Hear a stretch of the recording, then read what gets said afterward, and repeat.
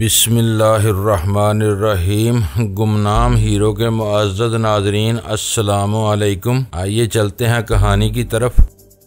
जहाँ तक मेरी नज़र ने काम किया, मुझे हैवी या लाइट इंजन वाली कोई गाड़ी खड़ी दिखाई न दी। डॉक्टर मोंग के तेवर बताते थे हालात पर इसे मुकम्मल कंट्रोल हासिल था। मैं मुतमईन होने के बाद अपनी जगह पर हाजिर हो गया। मैं आंखें खोली ही थी कि ली यान के चेहरे पर निगाह गई। इसने छूटते ही पूछ लिया, वजदान तुम कहाँ गायब हो गए थे? मैं तो यहीं तुम्हारे सामने मौजूद हूँ, मैंने दोनों हाथ फैलाते हुए कहा। वो खोजती हुई नजर से मुझे देखते हुए बोली, तुम्हारा जिस्म तो यहाँ मौजूद था, लेकिन मुझे यकीन है ज़हनी तौर पर तुम कहीं और पहुंचे हुए थे। अच्छा, मैंने हैरत भरे लहजे में कहा। तुम ऐसा समझ रही हो तो फिर ऐसा ही होगा। ची वाला मामला खुल जाने के बाद वो मुझ में गहरी दिलचस्पी लेने लगी थी। इसका अंदाज खोजने वाला होता, थोड़ी देर पहले तो वो इस शक बल्कि यकीन का इजहार भी कर चुकी थी कि मेरे अंदर बहुत से गुण छुपे हुए हैं। मेरे जवाब ने इसकी तशफ़ी न की और वो टटोलती हुई निगाह से मुझे तकते हुए बोली, तुम जितनी सादगी से जवाब देकर मुझे टालने की कोशिश कर रहे हो, इतने सीधे और सादे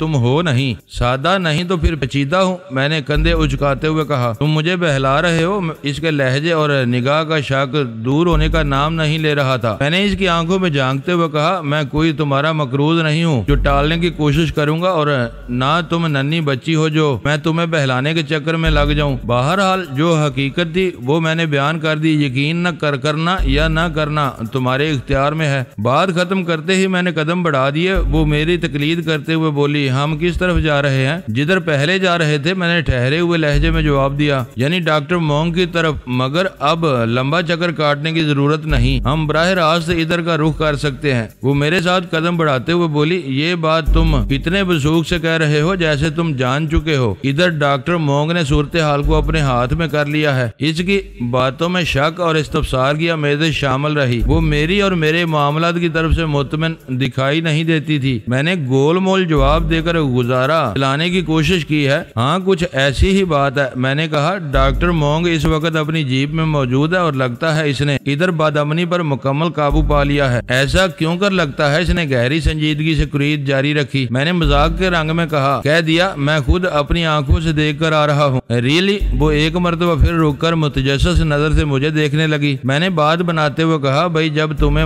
मुझ में छुपे हुए गुण नजर आ ही गए हैं तो ये फर्ज कर लेने में क्या हर्ज है कि मैं यहाँ बैठे बैठे डॉक्टर मोंग की खबर ले आया हूँ। तुम जान छुड़ाने के लिए बात को घुमा रहे हो। मैंने जल्दी से कहा, ली यान तुम ऐसी तो नहीं हो कि तुमसे जान छुड़ाने के बारे में सोचा जाए। ये बात मैंने बराह रास्त इसकी आंखों में देखते हुए कही थी। अच्छा हुआ तुमने बात को घुमाने का जिक्र किया। अगर तुम्हें यही कहती कि मैं तुम्हें घुमा रहा हूँ तो मैं तुम्हारा क्या बिगाड़ लेता? वो निगाह चुराते हुए बोली, वजदान तुम बहुत खतरनाक हो। खतरनाक शय से इंसान को डर लगता है। मैंने कहा, क्या मेरी मैयत में तुम भी ऐसा ही महसूस कर रही हो? तुम्हारी सोबत में मुझे तहफ़्फ़ुज़ का एहसास होता है, गोया मैं तुम्हारे लिए खतरनाक नहीं हूँ। बिल्कुल नहीं, वो कतियत से बोली। इसका मतलब ये हुआ कि तुम अपनी पहले बयान की नफी कर रही हो। मैंने एक मरतबा फिर आगे कदम बढ़ाते हुए कहा, तुम्हारे ख्याल में मैं खतरनाक नहीं हूँ? पता नहीं, वो जुज़बुज़ होते हुए बोली, इट्स ओके। मैंने इस बहस को तूल देने से इज्तनाब बरता। इसके बाद हमारे दरमियान बहुत कम बात हुई। ज्यादातर हम खामोश ही रहे। मोहतात अंदाज में चलते हुए हम इबादतगाह के पहलू से गुजरे और फिर अकबी चट्टान तक जा पहुंचे। रास्ते में हमें किसी दुश्मन की मुजाहमत का सामना नहीं करना पड़ा। इसका एक ही मतलब था, डॉक्टर मोंग ने मैदान साफ कर दिया था। जाविया बदलने से चूंकि हमारा रास्ता भी खासी हद तक तब्दील हो गया था, लिहाजा इस तरफ आते हुए दुश्मनों की कोई लाश हमारी निगाह से नहीं गुजरी। 15 मिनट की पहाड़ी मुसाफत के बाद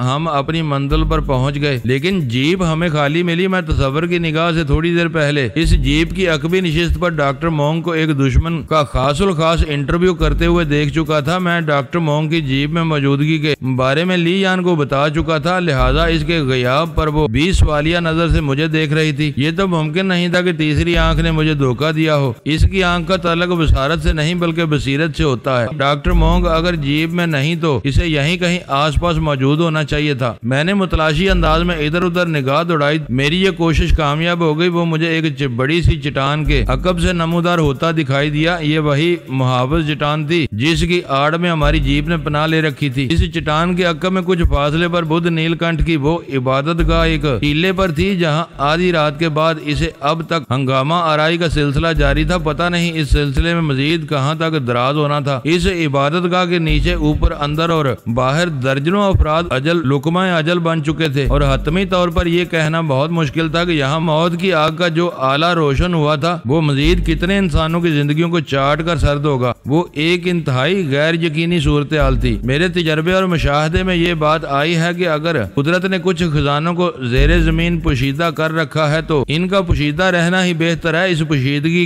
में इंसान की इंसानियत की भलाई है। जब भी ऐसे मखफी खजाइन को खोजने और निकालने की कोशिश की गई तो एक बड़ी तबाही, एक अजीमशान खून रेजी सामने आई। इस तलाशो जुस्तजू में सबसे ज्यादा नुकसान इंसानों ही ने उठाया और वो भी हलाकतों की सूरत में। हवस और लालच हर इंसान की फितरत में शामिल है। इसे कंट्रोल में रखना बड़े कमाल की बात है। जब ये दोनों हाथ से बढ़ जाएं तो फिर इंसान को सोच नफी रुख इख्तियार कर लेती है। वो जेरे जमीन पोशीदा खजानों की तलाश में निकल खड़ा होता है, कनात से ज्यादा लूट खसूट पर तवज्जो देता है और किसी ऐसी ताकत के हसूल में सरगर्दा नजर आता है जिसके बलबूते पर वो पूरी दुनिया को अपने सामने झुकाने पर कादर हो जाए। इस ख्वाहिश के लिए खासो आम या अदना आला की भी कोई कैद नहीं। ऐसा शख्स कोई ऐरा गहरा नथु खैरा भी हो सकता है और रबी मोशे हैमन भी। मुझ पर निगाह पड़ी तो डॉक्टर मोंग चौंका नहीं बल्कि 90 तुले कदमों से चलते हुए वो हमारे करीब पहुंचा। फिर ठहरे हुए लहजे में बोला, दुश्मन का एक मुफीद बंदा हाथ लग गया था, इससे फारग होकर इधर आ रहा हूँ। तुम दोनों तो खैरियत से हो ना? मैंने मुख्तसर अल्फाज में इसे अपनी खैरियत से आगाह किया और कहा, महसूस कर रहा हूँ तुम इस मुफीद बंदे से फारग होकर नहीं बल्कि इसे फारग करके आ रहे हो। थोड़ी देर पहले तुम जिसका इंटरव्यू जीप की अकबी निशिस्त पर ले रहे थे। हाँ, ऐसी ही बात है। वो एक तवील सांस खारिज करते हुए बोला, इस दुश्मन का नाम क्लार्क था। मैंने इस इंटरव्यू में क्लार्क से बहुत अहम बातें उगलवाई हैं। एक लम्हे के तवक्कुफ के बाद वो इजाफा करते हुए बोला, आओ जीप के अंदर बैठकर बात करते हैं। मैंने कहा, हम भी इस तरफ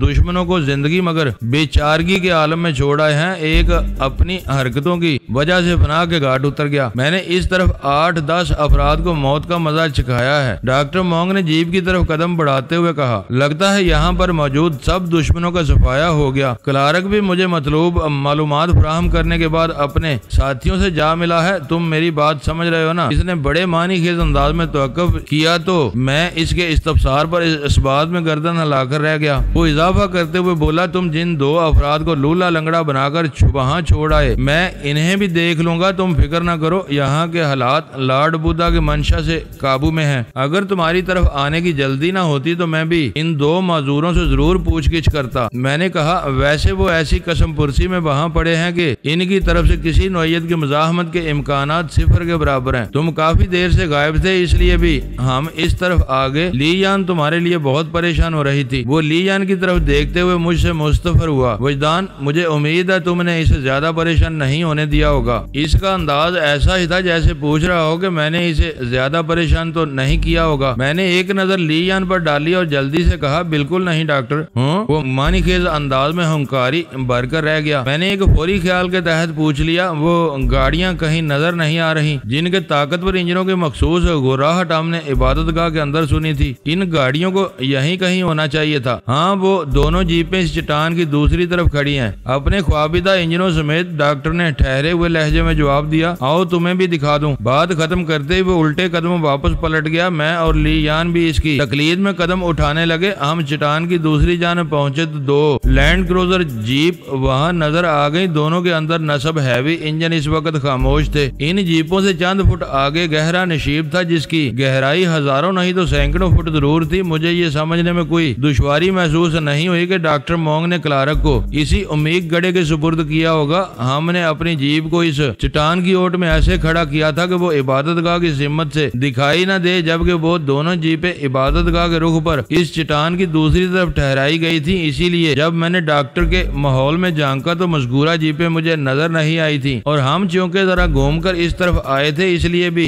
वो जीपें हमारी निगाह में न आ सकी। इस अमर में किसी शक्को शुबे की गुंजाइश ढूंढना मुमकिन नहीं था कि वो दोनों जीपें हमारे वाले रास्ते पर सफर करते हुए इस छोटे से मुस्ता मैदान में तक पहुंची थी। चुनांचे हमारी जीप इन लोगों से छुपी नहीं नहीं रही होगी। हम एक मरतबा फिर चलते हुए अपनी जीप के करीब पहुंचे। डॉक्टर मोंग ने ड्राइविंग साइड वाला दरवाजा खोला। मैं यही समझा कि वो जीप में सवार होने जा रहा है, लेकिन अगले ही लम्हे मेरा अंदाजा गलत साबित हो गया। वो मेरी तरफ इशारा करते हुए बोला, वजदान तुम ड्राइविंग सीट पर आ जाओ। मैंने कोई सवाल नहीं किया और खामोशी से स्टीयरिंग संभाल लिया। डॉक्टर मोंग का इशारा पाकर ली यान पैसेंजर सीट पर आ बैठी तो डॉक्टर अकबी निशिस्त वाला दरवाजा खोलकर जीप के अंदर आ गया। मैंने अपने वजूद पर लटकी हुई 7mm को उतारकर डैशबोर्ड के नीचे खुफिया खाने की तरफ बढ़ाया तो चौंक उठा। दूसरी 7mm वहां पहले से मौजूद थी। यकीनन डॉक्टर ही ने वो गन वहां रखी थी। मैंने एक गहरी सांस खारिज की और डॉक्टर से मुखातब होते हुए कहा, तो गोया तुमने इस गन को इस महफूज मुकाम से निकाल ही लिया। यकीनन इसी गन के बलबूते पर तुमने दर्जन भर दुश्मनों को ठिकाने लगाया है। वो मुंह से कुछ नहीं बोला, मानी खेज अंदाज में गर्दन हिलाकर रह गया। मैंने कहा, डॉक्टर तुम हमें क्लार्क के बारे में कुछ बताने जा रहे थे। वो चंद लम्हे गंभीर अंदाज में खामोश बैठा रहा, फिर ठहरे हुए लहजे में हमें क्लार्क से हासिल होने वाली मालूमात से आगाह करने लगा। क्लार्क इन तमाम अफराद में सबसे सीनियर था जो इन 2 हैवी लैंड क्रूजर जीपों में वहां पहुंचे थे। वो लगभग 1 दर्जन अफराद थे और अपने साथियों की मदद को आए थे जो निसब शब से कबल इबादतगाह के तय खाने में एक खास मिशन जिमी फोंडा की सरकर्दगी में अंजाम दे रहे थे। जिस तरह जिमी फोंडा अपने दर्जन भर साथियों के हमरा इस वक्त सफरे आखिरत पर रवाना हो चुका था, बिल्कुल इसी तरह क्लार्क के साथ भी वाकयात पेश आए थे। क्लार्क और जिमी फोंडा एक सी हैसियत के मालिक थे और डीन हार्वे इनका बॉस था। डीन हार्वे की तरफ से इसे खुसूसी हदायत थी कि वो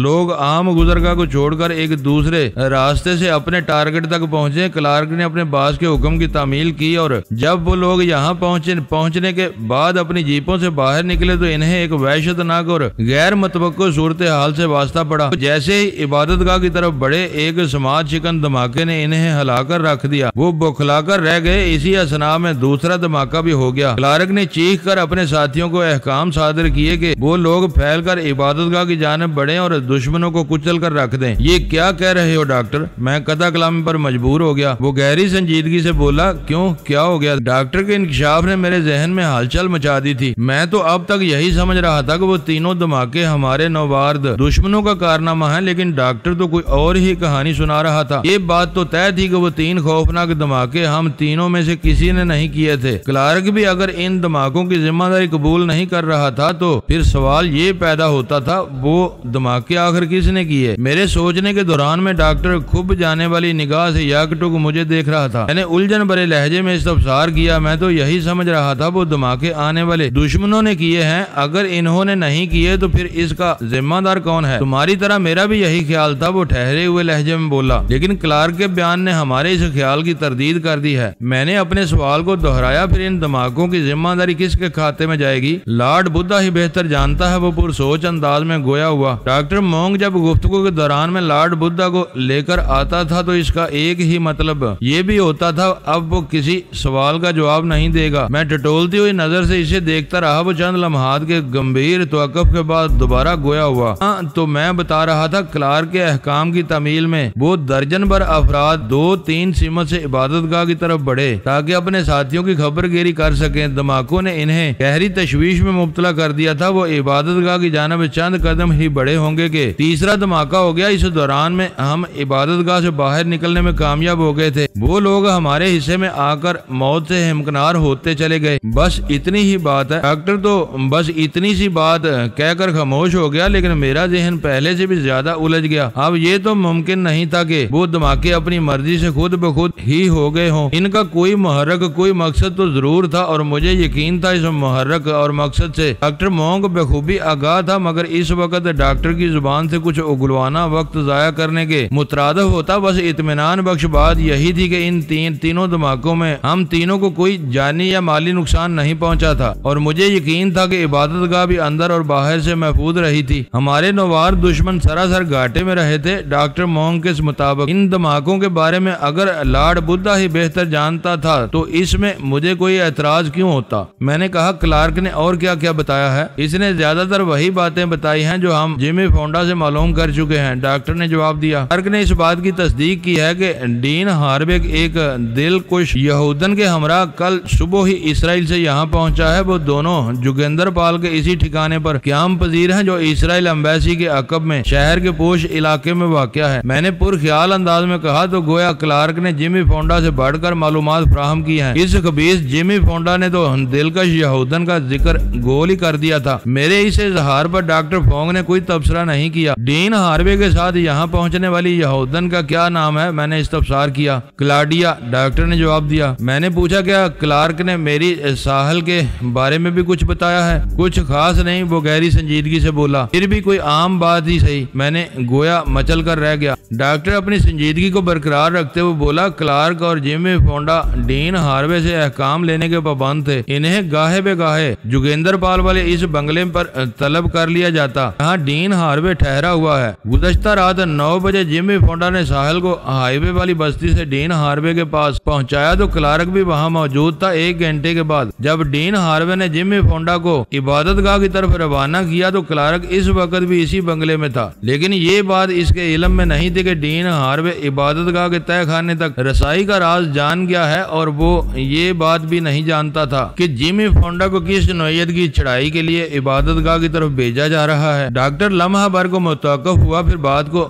इख्तिताम की तरफ लाते हुए बोला, जब क्लार्क इंतहाई इमरजेंसी में खुसूसी हदायत के साथ इबादतगाह की तरफ रवाना हो गया तो इसे मालूम हुआ कि वो लोग जिमी फोंडा वगैरह की मदद के लिए जा रहे हैं। मैंने सरसराती हुई आवाज में कहा, किसी शख्स को मुश्किल या मुसीबत में देखकर इसकी मदद की जाती है। अगर क्लार्क को किसी इमरजेंसी में इधर भेजा गया था तो इससे ये जाहिर होता है डीन हार्वे यहाँ की सूरत हालात से काफी हद तक आगाह है। अगर आगाह नहीं भी है तो कम अज कम इसे यहाँ होने वाली किसी गड़बड़ का एहसास जरूर है। मैं तस्वर में इस शख्स को गहरी तशवीश में देख रहा हूँ। मैं भी कुछ ऐसा ही महसूस कर रहा हूँ, वो ठोस लहजे में बोला। मैंने कहा, इसका मतलब है इबादतगाह पर एक और चढ़ाई भी हो सकती है। क्लार्क और इसके साथियों के साथ भी हमने कोई अच्छा सलूक नहीं किया। डीन हार्वे से बड़ा बाखबर और ऊंची शय साबित हो रहा है। वो यहाँ के ताज़ा तरीन हालात से भी आगाही हासिल कर सकता है। इससे इसकी तशवीश में कई हजार गुना इजाफा मुतवक्को है। मैं महसूस कर रहा हूँ यहाँ खून रेजी का एक नया बाब खुलने वाला है। तुम बेफिक्र रहो, ऐसा कुछ नहीं होगा, डॉक्टर मोंग ने पूरे तयक्कन से कहा। मैं चौंक कर इसकी तरफ देखने लगा। इसके अंदाज में कोई ऐसी बात जरूर थी जो इस वक्त मेरी समझ में नहीं आ रही थी। वो यहाँ के हालात के बारे में अगर इतना ही मुतमिन और यकीन था तो ये कुछ बेसबब नहीं था। यकीनन इसके जहन में मैदान का कोई खास नक्शा पूरी जुजियात के साथ खुला हुआ था। मैंने कुरीदने वाले अंदाज में कहा, डॉक्टर तुम्हारे इत्मीनान को देखकर यूं महसूस हुआ है जैसे तुम्हें कोई भरपूर मदद हासिल हो गई हो। मैं लॉर्ड बुद्धा की मदद पर यकीन रखता हूँ, वो ठहरे हुए लहजे में बोला। डॉक्टर मोंग एक रासकुल अकीदा शख्स था। इंसान का तल्लुक चाहे किसी भी मजहब मिल्लत से हो, अपने मजहब के बयान करदा और साफ में डलने और इसके सम्राट से खतर ख्वा इस्तेफादा करने के लिए रासकुल अकीदा होना बहुत जरूरी है। लॉर्ड बुद्धा डॉक्टर मोंग की किस तरह मदद करता था मैं इस बारे में कुछ नहीं कह सकता था। हम ये मेरे देखने में जरूर आया था कि बुद्धा के मामले में वो शख्स ऐनल यकीन तक पहुंचा हुआ था। गुफ्तगू के जावियों को थोड़ा तब्दील करते हुए डॉक्टर से पूछा, तुमने इबादतगाह के अंदर कहा था सिर्फ 10 मिनट और रुक जाओ, इसके बाद हम साहिल की तरफ रवाना हो जाएंगे। तुम्हें शेवा की भेजी हुई कमक का इंतजार था, लेकिन अब तो इस बात को कई 10 मिनट गुजर गए हैं। हम कब तक इस कमक के इंतजार में बैठे रहेंगे? मैं फौरी तौर पर साहिल के पास पहुंचना चाहता हूं। मैं जानता हूं, वो ठोस लहजे में बोला, और तुम्हें अब ऐसा ही करना होगा। डॉक्टर के अंदाज ने मुझे ठिठका दिया। अब ऐसा ही करना होगा क्या मतलब? मैंने कदरे एहतिजाजी लहजे में कहा, क्या इससे पहले मैं कुछ और कर रहा था? मेरा ये मतलब नहीं था, वो गहरी संजीदगी से बोला। मैं ये कहना चाह रहा था तुम पहली फुर्सत में काठमांडू की तरफ रवाना हो जाओ। फिर इसने जीप की चाबियां अपनी जेब से निकालकर मेरी तरफ बढ़ा दी। मैंने सवालिया नजर से पहले चाबियों के गुच्छे को और फिर डॉक्टर मोंग को देखा। इसके जुमले से वाज़ेह था कि वो मेरे साथ आगे बढ़ने का इरादा नहीं रखता। डॉक्टर मोंग का ये फैसला मेरे लिए इंतहाई गैर मुतवक्को था। मैंने चाबियों वाले गुच्छे को छुए बगैर इससे पूछा, और तुम? मेरे इस 2 लफ्ज़ी जुमले में 70 सफ़ात के बराबर इस्तफसार मौजूद था। वो एक लम्हे तक मेरी आंखों में देखने के बाद बोला। इसकी आवाज में कतियत शामिल थी। मुझे कम अज कम 1 हफ्ते तक यहाँ रुकना होगा। ना चाहते हुए भी मेरा लहजा कदरे तंजिया हो गया। क्या शेवा की तरफ से आने वाली कमक 1 हफ्ते के बाद यहाँ पहुँच पाएगी? ऐसी बात नहीं। इसकी संजीदगी और लहजे के अटालपन में शमा बराबर कमी वाक़या न हुई। शेवा वाली कमक तो किसी भी वक्त यहाँ पहुँच सकती है। मेरा 1 हफ्ते तक यहाँ रुकना इसलिए जरूरी है कि मैं इस इबादतगाह को यूं ही बेयारो मददगार नहीं छोड़ सकता। मैं यहाँ के इंतजामात को अच्छी शक्ल देने के बाद ही यहाँ से रुखसत होगा। जिंदगी रही और लॉर्ड बुद्धा की मर्जी हुई तो हम कभी न कभी कहीं न कहीं दोबारा मिलेंगे। मैंने मजबूत लहजे में कहा तो तुमने अपना फैसला सुना दिया। आज हम एक दूसरे से जुदा हो रहे हैं, चाहे आर्जी तौर पर ही सही। यही हकीकत है, वो बदस्तूर गंभीर आवाज में बोला। तुम्हें फिक्रमंद होने की जरूरत नहीं। मैंने वहाँ काठमांडू में तुम्हारी मदद और तावन का भरपूर बंदोबस्त कर दिया है। तुम्हें अपने मिशन में किसी दुश्वारी का सामना नहीं करना पड़ेगा। इंस्पेक्टर शिवा और जानूस तुम्हारी खातर अपनी जान भी कुर्बान कर सकते हैं। वो एक लम्हे को मुतवक्किफ हुआ, फिर बात को आगे बढ़ाते हुए बोला, मैंने खास तौर पर जानूस को तुम्हारे बारे में ब्रीफिंग दे दी है। तुम इसकी तरफ से अपना दिल साफ रखो, वो बुरा आदमी नहीं है। मैंने इसे खुसूसी हिदायत दे दी है। अब तुम्हें किसी शिकायत का मौका नहीं मिलेगा। मैं गहरी नजर से डॉक्टर मोंग के चेहरे पर मौजूद तासरत का जायजा लेने लगा। वो इस वक्त हद से ज्यादा संजीदा दिखाई दे रहा था। ये बात नहीं थी कि मैं साहिल तक रसाई हासिल करने के लिए डॉक्टर मोंग का मोहताज था। मैं इसके साथ मिलकर इसलिए आगे बढ़ रहा था कि हमारे मकासद ने कदम से कदम मिला रखा था और मैं महसूस कर रहा था अब हमारे मकासद के बीच अच्छा खासा फासला हल हो चुका था। इस हकीकत का इदराक होने के बावजूद भी मैं डॉक्टर मोंग से शिकवा किए बगैर न रह सका। डॉक्टर, मैंने ठहरे हुए लहजे में कहा, तुमने थोड़ी देर पहले कहा है काठमांडू में मुझे अपने मिशन में किसी दुश्वारी का सामना नहीं करना पड़ेगा। अपने मिशन के अल्फाज तुमने वैसे इस्तेमाल किए हैं जैसे ये सिर्फ मेरे अकेले का मिशन था। तुम ख्वाह मेरे साथ अपना वक्त बर्बाद करते फिर रहे थे। ली यान इस गुफ्तगू के दौरान में हक्का बक्का कभी डॉक्टर मोंग की सूरत देख रही थी, गाड़ी की चाबियों वाला गुच्छा हनूज डॉक्टर के हाथ में था। मैंने अभी तक इसकी जानिब अपना हाथ नहीं बढ़ाया था। पहले डॉक्टर की सुनना चाहता था। इसकी शख्सियत का ये पहलू पहली मर्तबा मेरे सामने आ रहा था। ऐसी बात नहीं है वजदान, वो मेरी शिकायत के जवाब में बड़े रसान से बोला। अब तक ये हम दोनों का मुश्तरका मिशन था, इसीलिए मोहतरम सांग फू की ख्वाहिश थी कि हम शाने से शाना मिलाकर आगे बढ़े, मगर यहाँ पहुँचकर हमारे रास्ते जुदा हो जाते हैं। सांग फू की ख्वाहिश की तकमील हो गई। ये मेरे लिए बड़ी खुशी, एजाज और फख्र की बात है। मैं दिल में कुछ नहीं रखना चाहता था, इसलिए साफ कोई से काम लेते हुए कहा, क्या हमारे रास्ते इसलिए जुदा हो गए कि इस तजर्बे से तुम्हें और तुम्हारे बड़ों को इस बात का यकीन हो गया कि अगर कोई शख्स किसी भी जरिए से इबादतगाह के तय खाने में उतरने का तरीका मालूम कर ले, फिर भी वो अपने मजमूम अज़ाइम में कामयाब नहीं हो सकता। तय खाने में पोशीदा ग्रां कदर खजाना हर हाल में महफूज रहेगा। वो खफीफ सा मुस्कुराया और ठहरे हुए लहजे में बोला, लॉर्ड बुद्धा की कसम, मुझे और मेरे बड़ों को इस बात का यकीन तो पहले ही से था, फिर इस ज्वाइंट वेंचर की क्या जरूरत थी। मेरी आवाज कदरे बुलंद हो गई। ये दलाई लामा की ख्वाहिश थी। दलाई लामा? मैं उछल पड़ा। पहले तुम इसे सांग फू की ख्वाहिश कह रहे थे, अब इसे दलाई लामा से मंसूब कर रहे हो। मोहतरम, सांग फू की ख्वाहिश दलाई लामा की मर्जी के सबब ही थी, इसने जवाब दिया। ओह, मैं एक गहरा सांस लेकर रह गया। डॉक्टर मोंग बदिक्कत रुखसत इंकशाफ पर इंकशाफ किए जा रहा था। मेरे लिए वो तमाम तर बातें इंतहाई अहम और दिलचस्प थी। अपनी मालूमात को दूर तक पहुंचाने की खातिर मैंने पूछ लिया, ठीक है डॉक्टर, मैं तुम्हारी बात का यकीन कर लेता हूं कि दलाई लामा की ख्वाहिश पर ही सांग फू ने अमल करते हुए हमें इस मिशन के लिए चुन लिया था। लेकिन हालातों वाकयात को देखते हुए मैं ये अंदाजा कायम कर रहा हूं कि यहाँ जो कुछ भी पेश आया इसके बारे में तुम्हें पहले से खबर थी। तुम्हारा अंदाजा दुरुस्त है, वो ठोस लहजे में बोला। ने कहा, मेरी मालूमात के मुताबिक तुम हर किस्म की हदायत और अहकाम सांग फू से लिया करते थे। मोहतरम, सांग फू की मौत के बाद अपने हल्के में तुम सबसे बड़े हो। ली यान, विंग हिंग और दीगर लोग तुम्हें अपना बड़ा मानते हैं, लेकिन मैं महसूस कर रहा हूं कि तुम भी किसी और बड़े के जेरे साया चल रहे हो। मैं एक लम्हे को रुका, फिर इसकी आंखों में झांकते हुए तेज लहजे में सवाल किया, क्या तुम दलाई लामा से बराह रास्त राब्ते में हो? इससे कोई फर्क नहीं पड़ता, वो बात को घुमाते हुए बोला। मैंने इसरारी अंदाज में कहा, मुझे फर्क पड़ता है, तुम मेरी तसल्ली की खातिर ही बता दो प्लीज वजदान। वो अजीब से लहजे में बोला, बात को समझने की कोशिश करो। इन लम्हात में डॉक्टर मोंग मुझे बहुत ही मजबूर और बेबस नजर आया। मैंने इसका ख्याल करते हुए अपनी जिद के हथियार फेंक दी और मोतदल लहजे में कहा, चलो इतना ही बता दो, दलाई लामा मुझे इस मिशन में क्यों रखना चाहता था? मेरा इशारा बुद्ध नीलकंठ वाली इबादत गाह के तय खाने वाले मामलात की तरफ है। वो तुम्हें एक आजमाइश से गुजारना चाहता था। वो एक तवील सांस खारिज करते हुए बोला, मुबारक हो कि तुम इस इम्तिहान में कामयाब हो गए हो। आजमाइश, इम्तिहान? मैं बेसाख्ता बोलता चला गया, पता नहीं तुम क्या कह रहे हो। इसने कहा, मोहतरम दलाई लामा ये साबित करना चाहता था तुम एक सच्चे और खरे इंसान हो, तुम्हारा मकसद नेक और जुस्तजू रासिक है, तुम जिस राह पर चल रहे हो इस मुसाफरत की अहलियत रखते हो। मैंने कतई लहजे में कहा, डॉक्टर तुम बात को उलझाकर पेश कर रहे हो, मैं तुम्हें बता चुका हूँ कि दलाई लामा मुझ पर अपने एतमाद का इजहार कर चुका है, फिर इस खाट राग की क्या जरूरत थी? जरूरत थी, जब तो यह खाट राग फैलाया गया है। वो एक एक लफ्ज पर जोर देते हुए बोला, यही तो मैं भी पूछ रहा हूँ, मैंने भी